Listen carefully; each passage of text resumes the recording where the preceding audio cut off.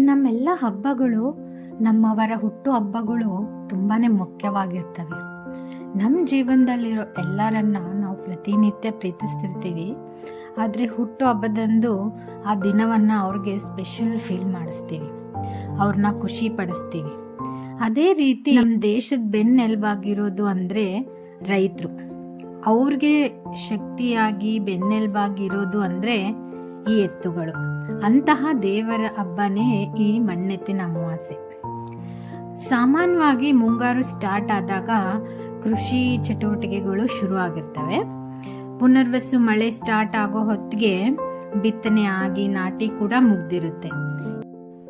ಈ ಸಂಭ್ರಮವನ್ನ, ಖುಷಿಯನ್ನ ಆಚರಿಸಲು ಈ ಮಣ್ಣೆತ್ತಿನ ಅಮಾವಾಸ್ಯೆ ಆಚರಿಸ್ತಾರೆ. ನಮಗೆ ಅನ್ನ ಕೊಟ್ಟು ನಮ್ಮ ಜೀವನಕ್ಕೆ ಬೆಳಕಾಗಿರೋ ಆ ಮಣ್ಣಿಗೆ, ಎತ್ತುಗಳಿಗೆ ಧನ್ಯವಾದ, ಕೃತಜ್ಞತೆ, ಪ್ರೀತಿ ತೋರಿಸೋದೇ ಈ ಮಣ್ಣೆತ್ತಿನ ಅಮಾವಾಸ್ಯೆ. ಅವು ನಮಗೆ ದೇವ್ರೆ ಅಲ್ವಾ. ಕಾರುಣ್ಣಿಮೆಗೆ ನಿಜವಾದ ಎತ್ತುಗಳನ್ನ ಅಲಂಕಾರ ಮಾಡಿ ಪೂಜೆ ಮಾಡ್ತಾರೆ.